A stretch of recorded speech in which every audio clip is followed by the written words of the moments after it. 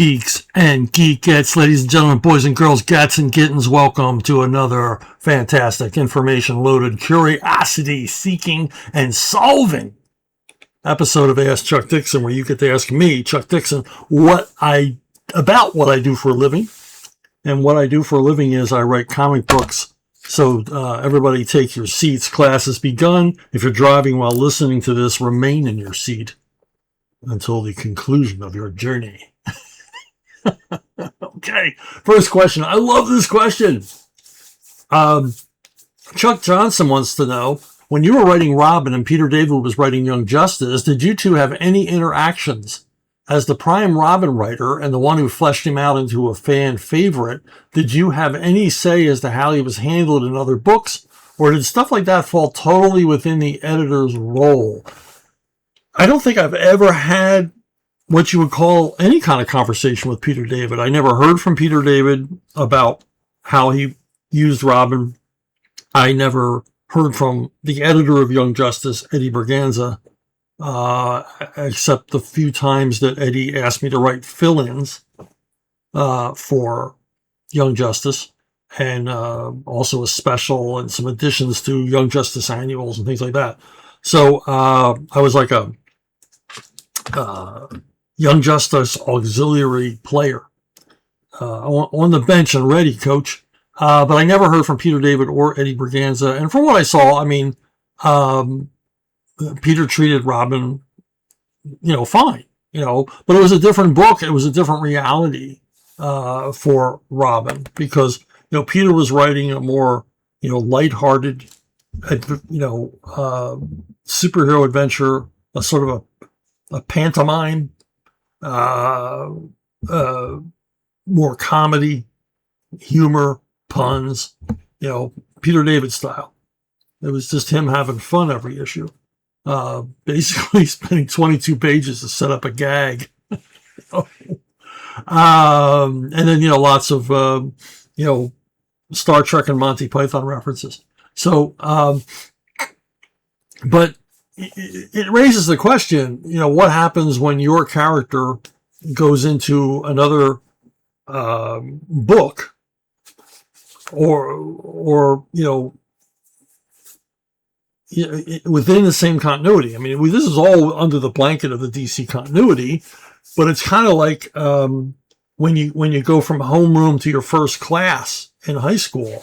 It's a different environment. It's different kids, and then as you go from the class to class, if you went to public school, you sort of change your approach and sometimes your personality from class to class as the makeup of the class changes, and you sort of adapt to go along with what's going on in the classroom with the other kids. And it's pretty much what Robin had to do, or any guest star when they guest star in a comic.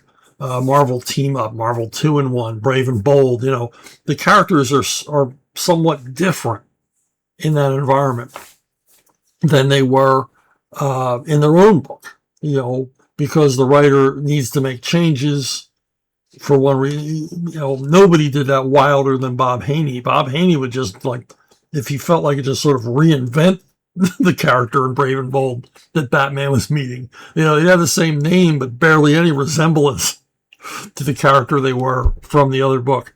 But the book sold great, so nobody said, "Hey, Bob, cut that out." No, they said, "Hey, Bob, whatever you're doing is working." So keep at it. Yeah, you want to mess around with Karate Kid, change his motivations? Yeah, that's fine.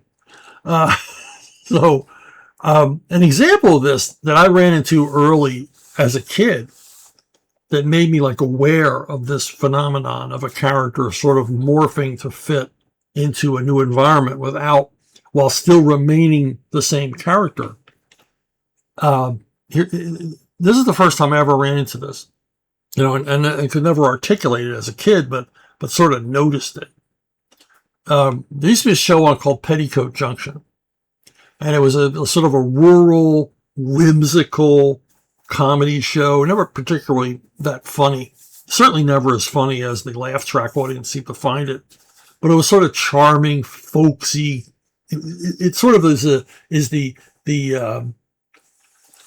television descendant of radio shows like Vic and Sade and things like that. These sort of domestic, dry humor kind of things. Now, back when I was a kid, I watched this show, like for the first couple of seasons pretty regularly. What was my excuse? There were only 3 channels. Wasn't much on. So whatever was on against it, I wasn't interested in. So I watched Petticoat Junction and got tired of it after a while. But it was a success for CBS television. So they created a sort of shared mini universe and created a new show to go into that universe, and that was Green Acres. Now, Green Acres was set in the same world as Petticoat Junction. They would run into some of the same people who were in Petticoat Junction. They had the same locations. They would visit the general store, same general store. But Green Acres was like Petticoat Junction if Samuel Beckett wrote situation comedies. It was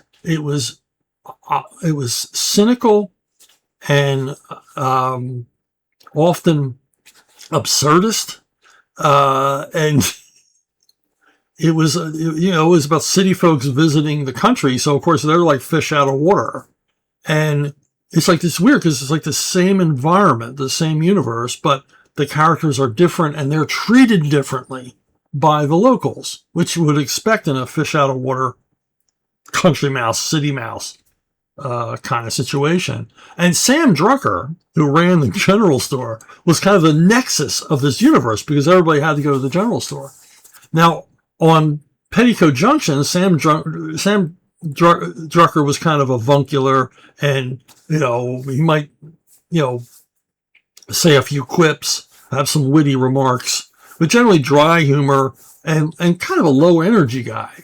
On Green Acres, when the city folk would show up, he's a bit more cynical, a bit more judgmental, which is natural. Okay, so it's the same character, but he's morphing into a different situation. And of course, he goes along with the, almost the Dadaist, Kafka-esque events that often went on in Green Acres. It was really, really bizarre. Because it was a different show in the same universe. And just as a matter of trivia, the Beverly Hillbillies was in that same shared universe. You would see crossovers across these 3 shows, which was really, really, really interesting. And CBS, the Tiffany of networks, had found that it had an enormous amount of success with these rural comedies, including the Andy Griffith Show, later on Hee Haw, that they were appealing to viewers in the Midwest and the Deep South. And that all ended when some city slicker took over the network and canceled all those shows because he thought they were an embarrassment to the network. But anyway, that was my first exposure to, hey, it's the same world, but it's different when these characters are in it than when these other characters are in it. But it's all still kind of cohesive. Makes a lot of sense. I hope that made any sense at all to you. But I gotta say, I will occasionally watch a couple of episodes of Green Acres. That show stands up. That show's still funny. Very funny. Very, very silly show. Mike Partika, he's got an essay in which he quotes me. He says, in your September 23rd, 2025 interview with John's Longbox, you said about Braxwell, the Alpha Core characters were given to me, so I kind of ran into some trouble. Like, Braxwell never talks. I didn't understand that. I thought he was like Gary Cooper. He doesn't talk much. And I had dialogue for Braxwell, and then the Rippaverse editors said, well, you got to cut out all that dialogue. And I'm like, whoa, wait a minute. Let me look at the pages. I can make it work without dialogue. He goes on. However, Alpha Core 2 contains a page where Braxwell utters 3 terse lines, and on a later page, he utters a curt no. Also, in the relettered version of the Alpha Core number 1 that appeared in Rippaverse Trinity Volume 1, Braxwell's one line in the book, uttered over a fallen police officer, was left in. Did the Rippaverse editors change their minds and let you run with the Gary Cooper interpretation instead? Or is the dialogue problem you described from a later issue of Alpha Core, though even if it is, what's up with their allowing Braxwell to have dialogue in the earlier issues? Are you aware of any plans to eliminate these lines from definitive Alpha Core Volume 2? Well, this is quite a pickle, because what you describe happened. I thought that Braxwell talked very little. He stuck to one-word answers or simple declarative sentences. And then I was informed that no, he never talks at all. And I said, well, let me go back and rewrite those scenes, which I did. And then, much to my surprise, because I just got Alpha Core 2 a few days ago in the mail, and I haven't had a chance to read it. He's got the dialogue I wrote is back, and I don't quite understand that. And to be perfectly honest with you, I need an answer, because I continue to write Braxwell, and I continue to write Alpha Core, and I'm writing Braxwell as a guy who doesn't talk. So I don't quite understand what's going on there. That is kind of weird. So I'm going to need some answers today before I can continue on. And the thing is, when they said he never talks, like, oh, it's like Snake Eyes. Okay. Well, those scenes are fun, but challenging to write. Now I've got to think of ways. And in fact, we had a Rippaverse sort of confab on a Zoom call, and all the writers were there. And I was talking about Braxwell, and I was suggesting ways that you could have Braxwell communicate his feelings without talking. And, sort of giving, because I said, I had a lot of experience writing Snake Eyes, and I kind of learned a lot about writing a character that doesn't talk. And I said, here's what I learned. And here's things you can do to have him get his thoughts across. And if you do it right, it's actually a really cool scene. But yeah, I'm gonna have to get together with them and figure out, does he talk? Does he not talk? What are we doing here, people? And you're right about definitive Alpha Core number 1. If this is the case and this was a mistake, then they need to go back and knock out all those word balloons. So there you go. Ba-boom. Our next question. Joshua Ignatowski, he's back with he's back again. He's back again. He's got a great question. In Detective Comics number 725, Batman is talking with Nightwing about how his dream has been to make Gotham a city where what happened to his parents would be unimaginable. And toward the end of the piece says, when I looked at that shining city, I never saw myself in it, as if I'd be long gone when it became that perfect place. For clarification, does this mean that, and then Joshua goes on to give me like 5 multiple choice possibilities for what Batman meant by that remark. And none of them were accurate. Well thought out, and certainly possibilities, but not accurate to what I was going for in that scene. And I do remember that scene. And what I was going for was that Batman was suggesting that he may not live to see the day. He may fall in battle in his war against crime. It's basically a scene about Batman's mortality and his thinking about his own legacy, what was going to happen when he was gone. And he's specifically talking to Nightwing about this because Nightwing is his heir. But because Batman, he's not an emo character, he's not going to talk about his emotions or anything else. He's going to talk about in a roundabout, more grandiose way, more circumspect. And so I was basically, it's him and Nightwing would understand this, saying, I may not live to see it. And like all ambitious people, people with grand ideas, a lot of times they realize, I got big plans here, and I may not see the end. I may not see the end of the fight. I may not see the end of this project because it's so big. It's something generational, and I might not be here with you when we're celebrating, when we're clinking champagne glasses over the opening of the new bridge, or celebrating the end of the war and or the victory parades and all. And Batman's thinking, I might not be here for it. And the scene addresses his mortality, and also kind of his forward thinking in bringing other people into the Batman family. So that scene is like him telling Dick Grayson, I know you'll carry on. Tim Drake will carry on. Barbara Gordon will carry on. And the fight will be won. But I might not be there with you. So that's basically what that scene's about. And I thought it was kind of cool to have Batman address his own mortality, because he is kind of a bleak son of a gun. And he would be thinking like that. He's fatalistic. Let's put it that way. On to the next question. David Jordan wants to know, can you give us a top 5 artists, living or dead, you wish you could work with? Well, I've often said number 1 with a bullet. Oh, God, that was a terrible play on words. Anyway, number 1, my ultimate choice. I didn't plan to make that joke. It's very disrespectful of me. Anyway, number 1 would be Wally Wood. Absolutely. I loved everything about Wally Wood's work. From his humor stuff to his adventure stuff. The superhero stuff probably is not his weakest, but, not his genre. He's really good at superhero stuff, but not his genre.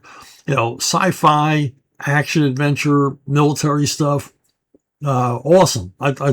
He was a great storyteller. And just the imagery the guy could come up with is absolutely amazing. And yeah, I would love to work. I would have loved to have had a chance to work with Wally. And I wish Wally had stuck around. He was a relatively young man when he died. He's only 53 years old. He very easily, if his health had allowed, just for those of you who don't know, Wally Wood committed suicide when he found out he had terminal cancer.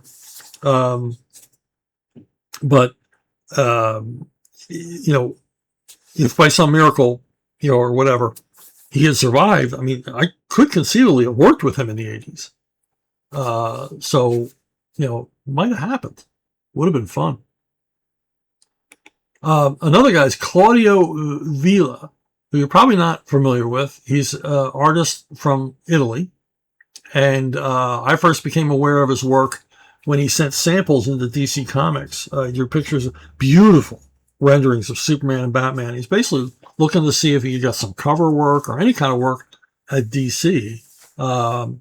He's long time stalwart at Benelli Comics in Italy. Mostly drawing text, does a lot of covers, and does quite a few stories. And I just love his draftsmanship, very much like Russ Heath. And I'm listing artists I've never worked with. I mean, certainly Heath. I wish I had done more work with Heath. But anyway, we're sticking with guys I've never worked with. So Villa and this is my first exposure to text, was showing up one day in the DC offices, seeing his work. And the editor, I think it was Darren Vincenzo, said, yeah, this guy's from Italy. He sent in some comics too. And they showed me the comics. And it was my first exposure to Tex Willer. And I was like, whoa. Where can I get these? And Darren says, well, you can take these and I'll ask the company if they'll send more. And so he did. He requested more samples from Benelli, and they sent a whole big box of text comics for me. Those Benelli people, I love them. They were fantastic.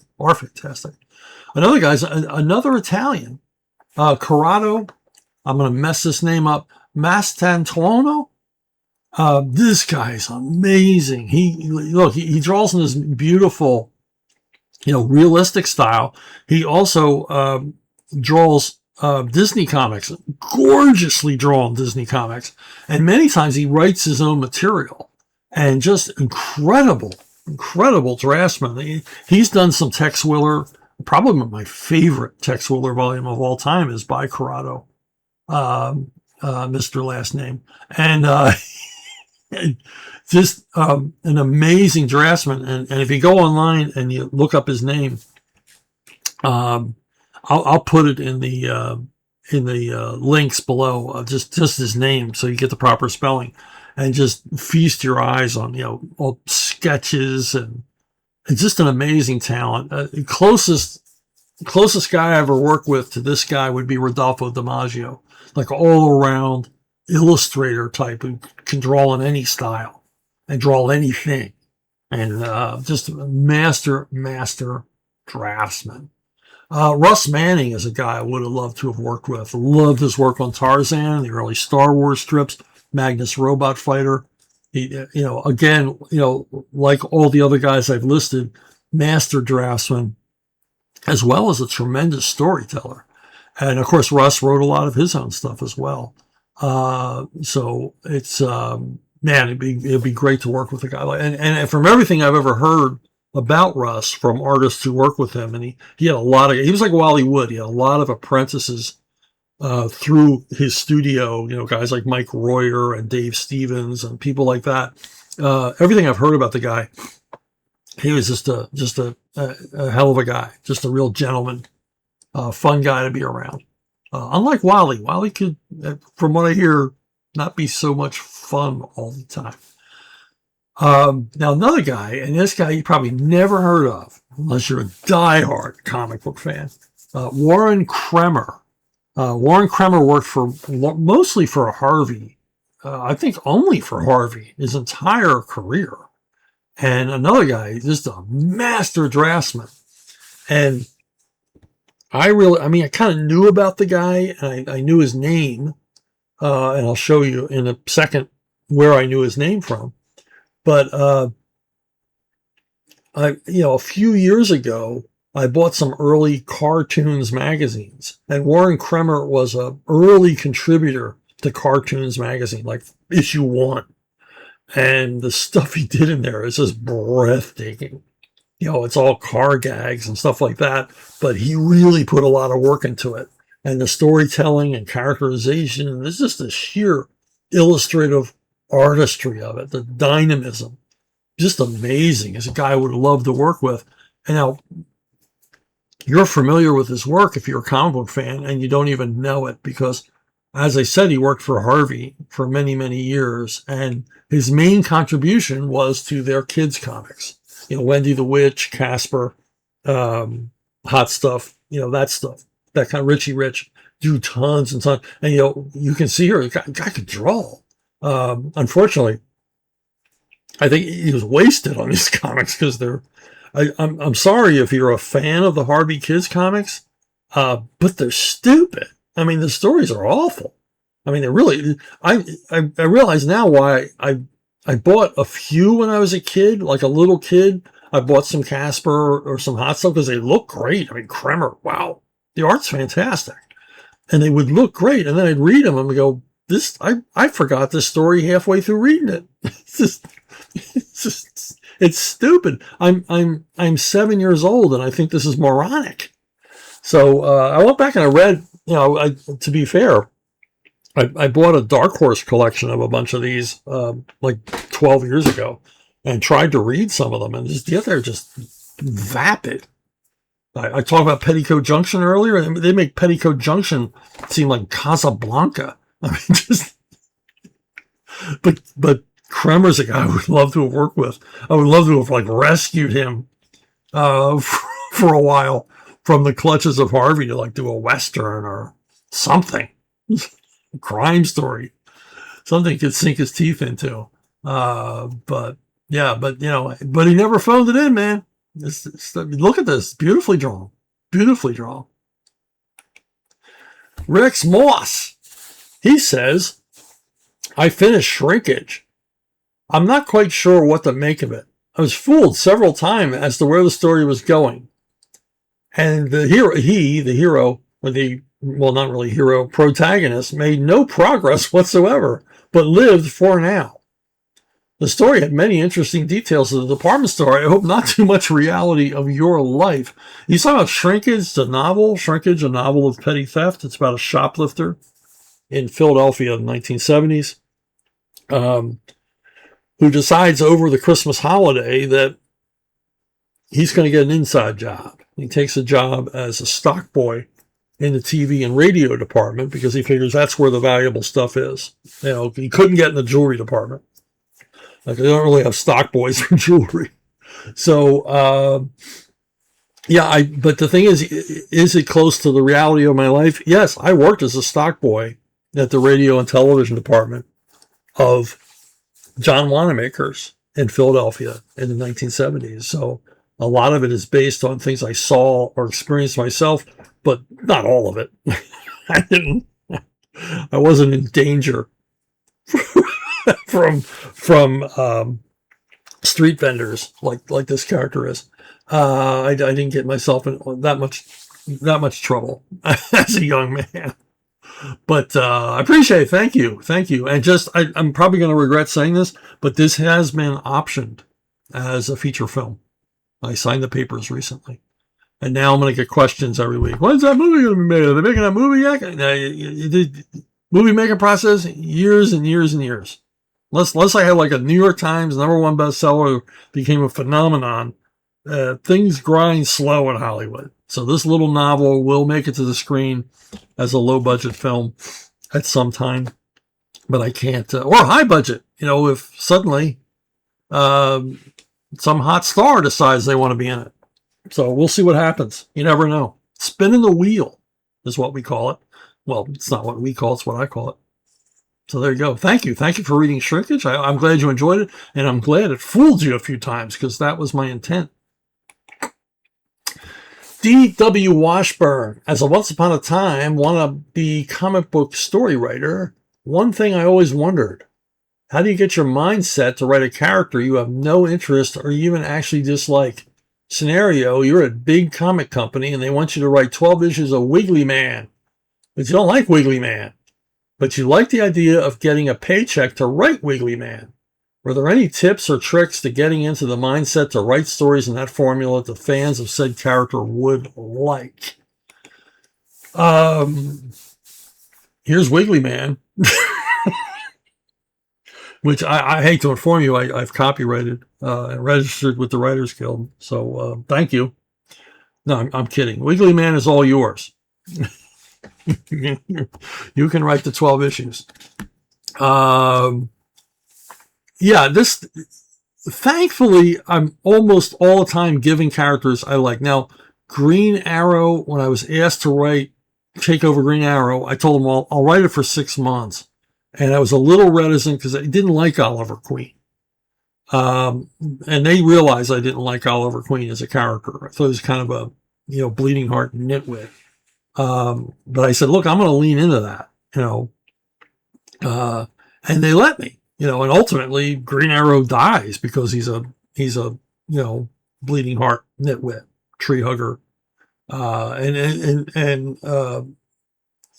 So it was in character that he sort of falls for this woman and goes along with her crazy plans to, stop climate change or something, until he realizes that she's a homicidal maniac.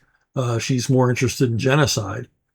She's kind of like Drax from Moonraker, and Green Arrow realizes too late that he's really dug in with this group, and they realize he's not going to go along with it, and they, eventually kill him. So they let me do that. So I sort of found a way around, I don't like the character, but I realized the readers like the character, so I still had to be charming and skilled and everything else. It's just not real bright. It's not a smart guy. So I had everything that the fans wanted, but I sort of pleased myself by his ultimate fate being because of his, nut job political view of the world. And really that's the only time, except for one other exception, that I was asked to write characters I liked. Nightwing, Robin, Airboy. I got the right Airboy. So, all that. Moon Knight. Moon Knight wasn't a character I really thought a whole lot about, but I didn't dislike Moon Knight. So Green Hornet, another one. These are books that are given to me. And the Rippaverse, Alpha Core, I didn't know anything about Alpha Core, so I couldn't not like them. So in any case, anytime you're given a new character, or a character maybe you're not quite familiar with, you've got to do your research. Then you figure out, well, what do I like about this character? And what do I dislike about this character? And that's true of every character.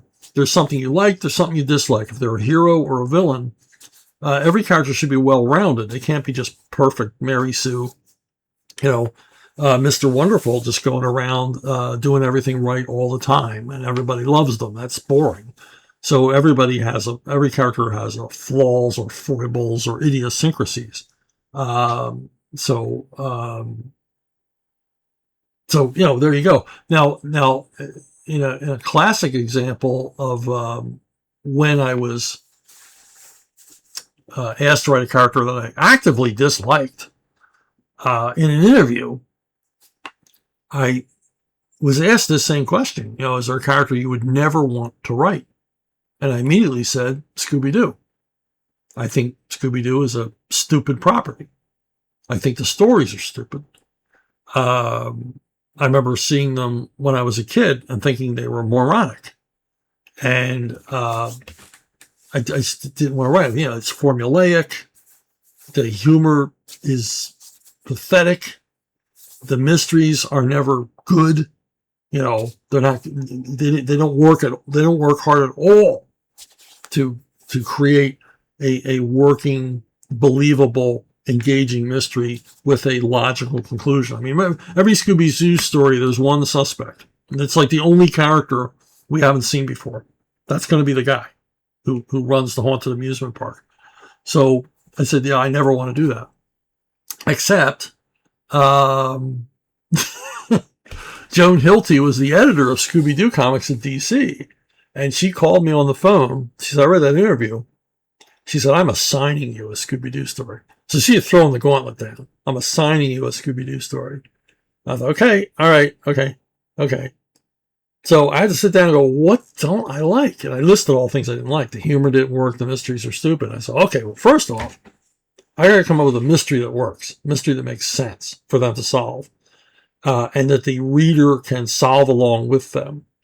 And then I need, I need some humorous bits drawn from character, and I need a little twist in the tale.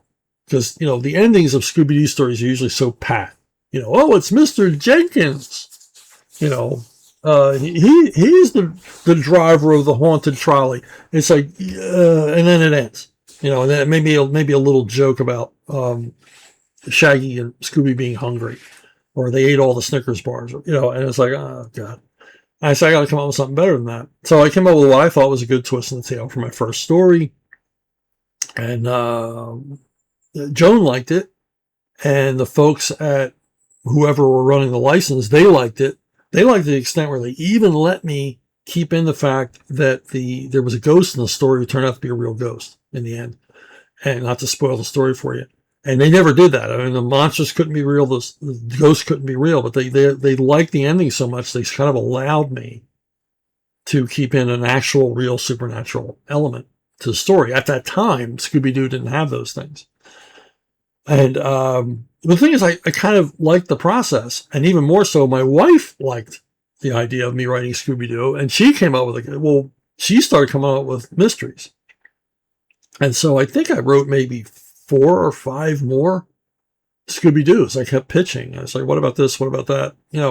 And Joan took them up. So I did enjoy it, but I had to sort of make it something I didn't, without violating the characters. All the characters act the way they act, and the jokes are the jokes, same things as you would see in the TV show.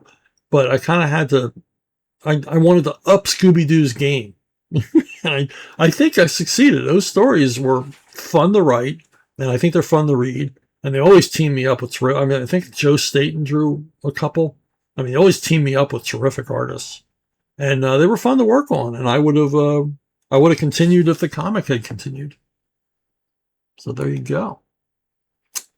Art Bro John. He says, what are your feelings about Comico and your time there? From what little I've heard, they started out as a pioneering, creator-owned indie comic company, ended up trying to screw the creators out of rights and royalties. That would be the TV guide summary. Comico.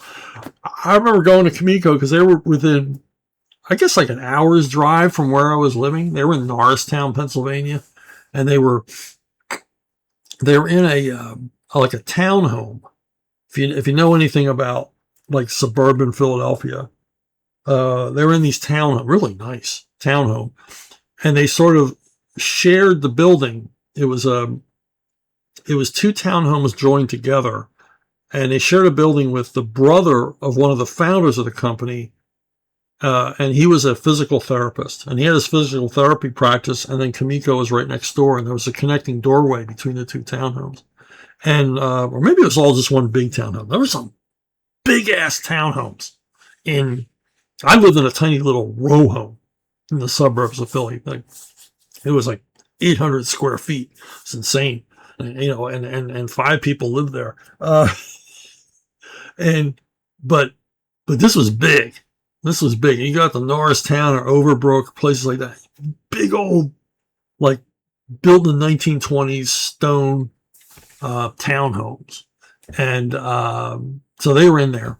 Not too much detail about the environment. Anyway, I interviewed with the guys. They were all a few years younger than me. They were like right out of high school and had varying degrees of talent. But they were comic freaks. They loved comics. And it was a great place to hang out. But, I was mostly interested in pitching. And I pitched Evangeline to them, and we did it, and we did like a preview. They had a thing called Comico Primer. It was like the old DC showcase.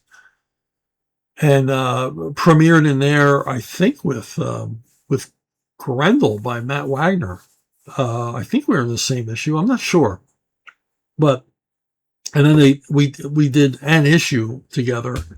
And then I just assumed that I owned this property. Like, I brought it to them. They didn't assign it to me.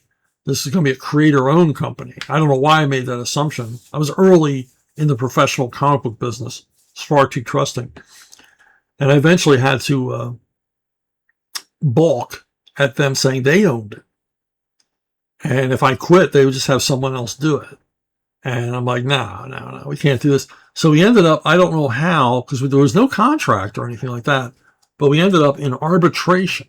Now, we didn't go before a judge. There was no lawsuit, but we ended up in front of a professional arbiter who took my side and said, you didn't have anything to do with the creation of this character. It's all his. He brought it to you fully realized. And so the rights reverted back to the original creators. And that was my first experience. And I can't imagine things changed there. And this is like, but the thing is that companies like Eclipse were the exception of the rule back then. I mean, if you created something for a comic book company, they just owned it. And you were work for hire, even though you created it. And I think that Comico thought, well, that's the way we're going to run. And we're just going to own everything that everybody brings to us.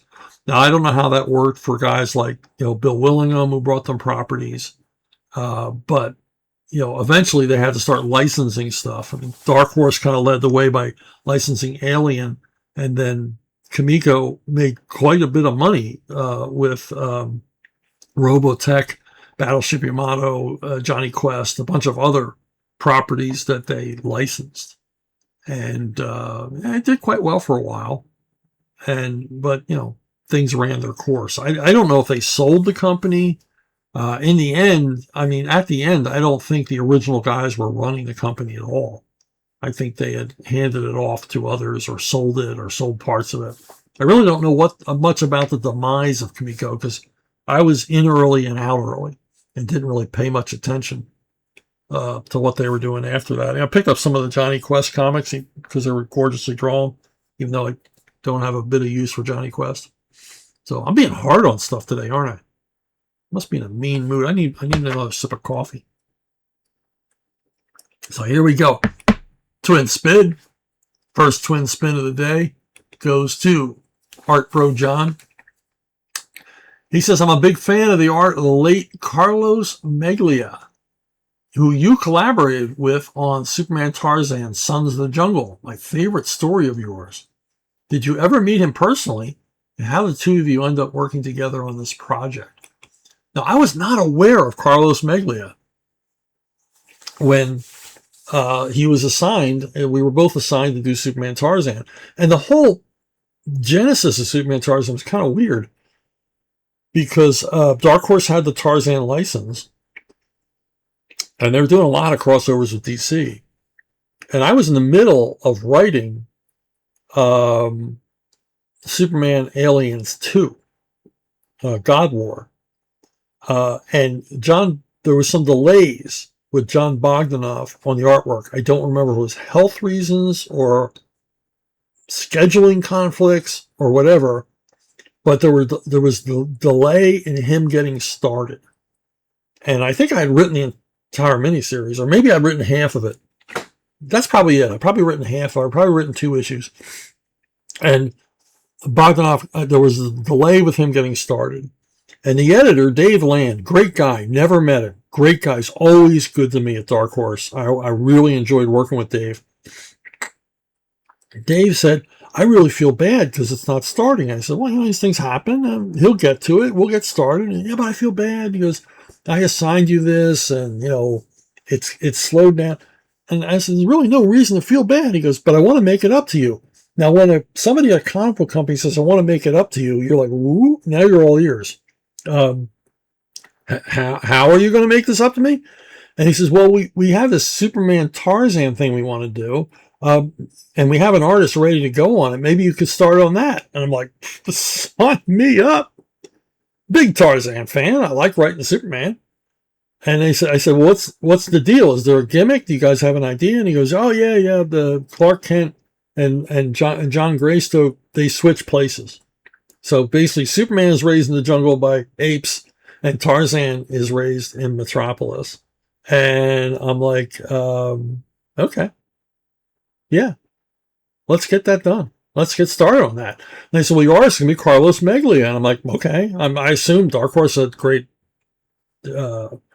taste and talent. Dave Land certainly had great taste in art talent. So I assume, hey, this guy's going to be cool. And I saw the art, and I'm like, whoa, this is different. This guy had a different approach. I loved it. It wasn't like this classic, like Joe Kubert or Russ Manning approach to the material, or Kurt Swan or anything else. It was like his own idiosyncratic approach to it. I said, I dig it. He kept the period detail right, put a lot of thought into it, characterizations, a little bit cartoony, a lot of energy. And I'm like, who is this Carlos Meglia guy? How have I never heard of this guy? And, but I was thrilled to work with him. What I didn't know is that he was kind of a legend amongst like some of the younger comic book artists at the time. He had done a series in Europe called Cyber 6, and a lot of the young guys knew his name. They like worshiped the guy. So I was like landed in the catbird seat, and he was real popular in Europe, which meant Superman Tarzan was collected over and over again in bunches of different languages. So, I mean, we got to work together. I had no idea who the guy was. I was thrilled with the results. No idea who the guy was. Never got to work with him again because sadly he died very young. I didn't know if it was an illness or something like that. I mean, the guy died like in his 30s. It's very, very sad. But enormously talented and really fast. I mean, given the massive amounts of detail he would put into his stories. I mean, since I bought, like I have all Cyber 6, and I have, I think I have copies of almost everything he did in French albums and stuff. I think he primarily worked for the big French publishers like Glénat and Dargaud and outfits like that. Castelman. Why am I listing French comic book companies? I don't know. So anyway, didn't know a thing about the guy. But big fan now. Luke Lay.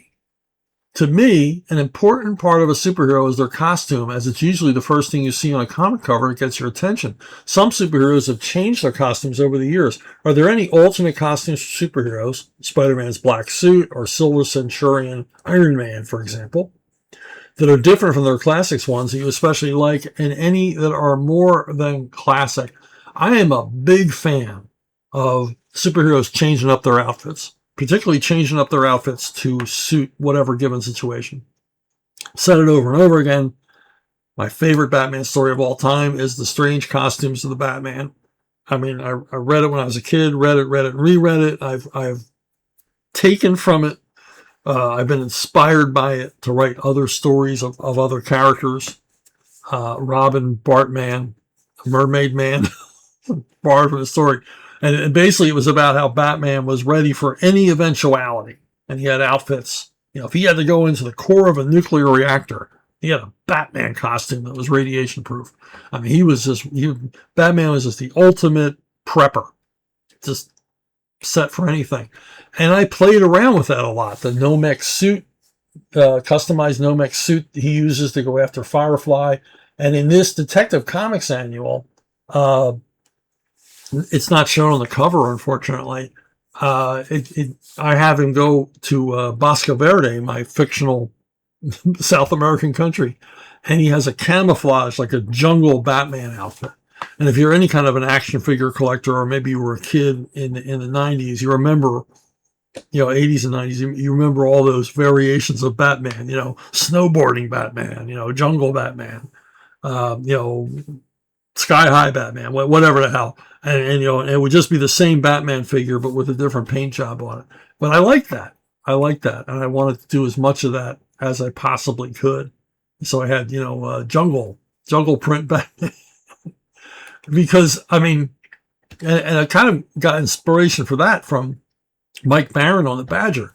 Badger is Badger like sort of broke the mold. Badger is like total rethinking of what would a superhero look like. And Badger just, as long as he's got that Badger symbol and the mask, he looks like the Badger. So Mike would have him like in a tank top with the Badger symbol on, or a t-shirt, or like this camo outfit. I remember him in a snow outfit. I just remember I did this a lot with Catwoman. I would have Catwoman in different camo outfits. So anyway, inspired by what Mike did on Badger, because it really opened my eyes that you can go kind of nuts with these characters. And Punisher is another one. As long as you got that skull symbol, you can just go crazy, like John Buscema did here. I told John Buscema, I said, he should be in a Guayabera camp shirt, because he's down in the tropics. He's down in the Caribbean. It's kind of like a bowling shirt. And this is what John drew. It's like, that's so cool. That's so crazy. Marvel should have sold these. So yeah, I dig that. I really dig it when you can, play around. Now, some costumes you can't play around with so much. I mean, Superman, not so much. But then why would you have to? He can go into the heart of a nuclear reactor. But Iron Man, variations on Iron Man. How many variations of Iron Man? I mean, it seemed like there was a new Iron Man costume or edition or accessory every month when I was reading it when I was a kid. Spider-Man, you can mess around with Spider-Man, obviously, as well. But, I think, I just like the idea of repurposing the same look. And if your look's classic enough, like Batman, Spider-Man, or the Punisher, or Badger, you can do that. You can get away with murder on the outfits. I think it makes it more interesting. And also, it's a testament to how recognizable that character is. Another twin spin. The second of the day. Luke Lay is back with, in relation to the character's design, one character that's caused some controversy due to their design is Cobra Commander. Many people have said that his hood resembles a KKK hood, and Hasbro has been cautious to use it lately as a result. I wanted to hear your opinions about his hood and what you think of the controversy, since you worked on G.I. Joe for a bit. Also, I was wondering if you had a preference for his hood or the silver helmet. This is quite frankly stupid. This is idiotic. Many people are complaining. I bet it's like one guy, he's got a letterhead or he's got a website. And, he looks too much like a Klan member. Well, first of all, he doesn't look anything like a Klan member. I've never looked at Cobra Commander's outfit and said, it looks like a Klan guy. It looks like a Grand Wizard. Looks like a exalted Kleagle of the local Ku Klux Klan Klaven. I've never thought that. Who thinks this way? It's like these people who see like perverse stuff and everything. It's like, just because you have a dirty mind. Seriously, look, there he is, Cobra Commander, and there's the Klan. Where's the resemblance? Yeah, their heads are covered, and you can only see through their eyes. Yeah. Okay, sorry, Spider-Man, Moon Knight. Do they look like Klan members? Stupid. The other thing is that isn't Cobra Commander supposed to be a bad guy? So even if he does remind you of the Klan, it kind of fits in. I would assume Cobra Commander is a bit of a racist, wouldn't you? I mean, he's not a nice guy. Probably says terrible things about his mommy, kicks kitties, pushes babies down flights of stairs. He's a Cobra Commander. He's a bad guy. Guys that look like that, guys that sort of have a cloth draped over their head and you can only see through their eyes, they don't mean anybody any good. If you're at your local 7-Eleven and some guy comes in walking, looking like that, you better head out to the gas pumps. You better get back in your car and go home. Because this guy is not there to throw a party. He's not there to do anybody any good. And that's the whole point. That's why Cobra Commander has that hood. That's why he looks that way. And Hasbro, they have to be a bunch of pantyweights to give in to this kind of pressure. Oh, I was offended. Yeah, screw you, you were offended. You're a moron. You got Klan on the brain. Now, when Hate Monger showed up when I was a kid, he was obviously analogous to the Klan. He was when I saw him on the cover, I went, it was like a Klan guy. Because he was the Hate Monger. He's trying to instill racial prejudice and racial division and hate amongst everybody. And it's like, well, of course he looks like a Klan member. Kirby's not a moron. Kirby, Stanley and Kirby, they wanted that. That image is going to leap off the stands. Like, look at the Klan guy. Fantastic Four is going to fight a guy from the Klan. And that was the whole point of the whole thing. So, I guess now that we got people talking about the Klan, they don't want to see the Klan anymore. I guess that's because the Southern Poverty Law Center won't be funding them anymore. So the Klan is going to fade. Well, fine. The Klan is going to fade into obscurity as it was doing until the Southern Poverty Law Center began financing it. Klan members, I know I'm off on a tangent, but, hey, ask for your money back at the door. The Southern Poverty Law Center, they had Klan guys that go, I don't want to do this anymore. Or more likely, I don't want to do this anymore. I just want to go home. And they said, no, look, we'll give you $1,200 a month to keep being a Klan member. Keep spouting hatred against racial minorities, and we'll pay you, $300 a week. And I said, okay, I guess I'll stay a while. But anyway, hey, you want a bad guy to look scary, so make him look like something scary. What's wrong with people? I hope Hasbro doesn't listen to this. And as far as the hood or the silver-faced helmet, it depends on what time of year it is. I figure the Cobra Commander is like, oh, God, it's so freaking hot out. I can't put that helmet on. I'm going to put the hood on. It's got a little bit of, mesh in the back so it breathes like a trucker's hat. Oh, my God, maybe I had too much coffee. Anyway, Bruno Bookstore at gmail.com. Bruno Bookstore at gmail.com is the way to get a hold of me. Ask me your questions, make your suggestions, and all the rest. Tell me what other many people think of something, and I will respond in kind. And I want to thank you for all the awesome questions this week. They were really great, really fun. I had fun with them. I hope you had fun listening. And thank you for watching, listening, subscribing, liking, and all the rest. And I will see you down the road.